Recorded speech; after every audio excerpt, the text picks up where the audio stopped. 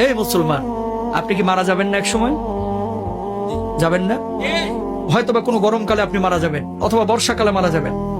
যেদিন আপনি মারা যাবেন, রূহটা যখন কবজ হবে, দেখবেন অনেক মানুষ ফেল ফেলায় তাকায় থাকে, কথা বলতে পারে না। আপনি মনে করেন যে তার এখন পিপাসা লাগছে, কারণ রূহ কবজ শুরু হয়ে গেছে ভিতরে। দুনিয়ার সবচেয়ে কঠিন সময় হচ্ছে এই সময়টা, যে সময়টা মানুষের রূহটা কবজ হবে। তখন আপনি যে এই যে মুখে পানিটা ঢেলে দেন, দেখবেন যে পানিটা গিলতে পর্যন্ত পারে না, ঠোঁটের দুই কিনারা দিয়ে ওই পানিটা বের হয়ে যায়। আল্লাহু আকবার। ঠিক ওই সময়টা আপনার স্ত্রী আপনার দিকে তাকিয়ে থাকে, আপনার ছেলে আপনার দিকে তাকিয়ে থাকে, আপনার মেয়ে আপনার দিকে তাকিয়ে থাকে, আপনিও কিন্তু তাদের দিকে তাকিয়ে থাকেন। অনেক কিছু বলতে চান কিন্তু বলতে পারেন না, কারণ আপনার ভিতরে যে জ্বালা তৈরি হয়েছে, এই জ্বালা আপনি ছাড়া আর কেউ বুঝতে পারে না, ঠিক কিনা? যখন মালাকুল মাউত রূহটা কবুল শুরু করে, মানুষজন যারা অপরাধী বারবার একটা কথা বলে, ও মালাকুল মাউত, এবারের মতো আমাকে ছেড়ে দাও, আমাকে নিও না, এবারের মতো তুমি আমাকে ছেড়ে দাও, আমাকে নিও না, আমাকে 10টা দিন সময় দাও, 2টা দিন সময় দাও। এই অবস্থায় আমি কবরে গেলে আমি জাহান্নামী হব, আমাকে মাফ করে দাও, আমার রূহটা এখন কবজ করো না। কিন্তু আমার আল্লাহ রাব্বুল আলামিন কি বলছেন? হাত্তা ইদা জাহাদাহুল মাউত ক্বালা রাব্বিরজিউন লাআল্লি আ'মালা সালিহান ফীমা তারাকতু। আমার আল্লাহ রাব্বুল আলামিন বলছেন, এই দুনিয়ার মানুষ, তোর কি আমি 60 বছরের জীবন দেই নাই? তোর কি আমি 40 বছরের জীবন দেই নাই? তুই কেন তখন বুঝলি না? কেন সৎ কাজ করলি না? কেন তওবা করলি না? ও মুসলমান, এই রূহ কবজের সময় কষ্ট যন্ত্রণা আপনার আমার হবে না, এই গ্যারান্টি আপনারা দিয়েছে কে? যন্ত্রণা, আল্লাহর নবীর যখন রূহটা কবজ করা হচ্ছে, নবীজির কপালটা বারবার ঘেমে যাচ্ছে।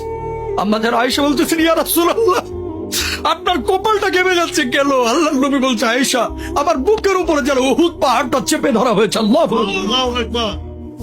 আল্লাহর নবীর যদি এই অবস্থা হয়, আপনার আবার অবস্থাটা কি হতে পারে? আপনি জানেন না, এই বাড়ি যাবে না আপনার সঙ্গে, গাড়ি যাবে না, কিচ্ছু যাবে না। আপনি মারা যাবেন, ব্লেড দিয়ে আপনার জামা কাপড়গুলো কেটে খাটিয়ার উপরে আপনাকে রেখে, সন্তান সন্ততি বা আত্মীয় স্বজন বন্ধু বান্ধব ঘর থেকে লাশটা বাইর করে ওই বারান্দায় রেখে দেবে, অথবা উঠানে রেখে দেবে। আপনার নাম ছিল আব্দুল কুদ্দুস, আব্দুর রহিম, সালমা, সাদমান, কত ভালো ভালো নাম। এখন কেউ আপনাকে নাম ধরে ডাকবে না, এখন আপনার নাম হয়ে গেছে লাশ। আপনার নাম কি? ওই মুয়াজ্জিন সাহেব মাইকের কাছে ঘোষণা দিবে, সেদিন আপনার নামের শুরুতে একটা ডিগ্রি লেগে যাবে, ডিগ্রি। সেদিন আপনাকে আর বলবেন আব্দুস সালাম সাহেব দুনিয়া থেকে বিদায় নিয়েছে, বরং বলবে মরহুম আব্দুস সামাদ আজকে দুনিয়া থেকে বিদায় নিয়েছে। ও মুসলমান, খাটিয়া যখন নিয়ে যাবে, সন্তানগুলোকে বলবে, ও সন্তান, তোর জন্য কি আমি বাড়ি করেছি না? তোর জন্য কি আমি 30 বছর 60 বছর কষ্ট করেছি না? ও প্রাণের সন্তান, খবরদার আমারে কবরে একা রাখিস না, একা রাখিস না, একা রাখিস না। ওই সন্তানগুলো কবরের মধ্যে নামবে, বাবাকে যখন শুইয়ে দিবে, সন্তানগুলো একচল করে যখন উঠে যাবে, বাবা বলবে, ও সন্তান, তোর জন্য আমার জীবনের 30টা বছর শেষ করে দিয়েছি, ও সন্তান প্লিজ আমার একা রেখে যাস না, আমি থাকতে পারবো না, আমি থাকতে পারবো না। একজন একজন করে উঠে যাবে। বাঁশগুলো যখন কবরের উপরে দেওয়া হবে, আপনি আকাশের দিকে তাকিয়ে থাকবেন কিন্তু কথা বলতে পারবেন না। বুক ফাটা আর্তনাদ, কলিজা ফাটা কান্না, সেদিন আপনি কাঁদবেন কিন্তু কেউ শুনবে না। সন্তান একজন একজন করে উঠে যাবে।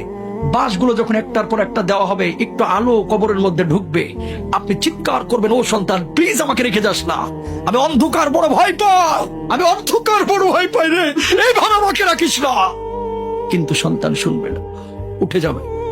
এই যে বাঁশগুলো যখন পুরোটাই দিয়ে দিল, একটু আলো ঢুকতেছিল, এখন আলোটাও নাই। বাঁশের উপরে চাটাই দেওয়া হলো, এখন ঘুটঘুটে অন্ধকার।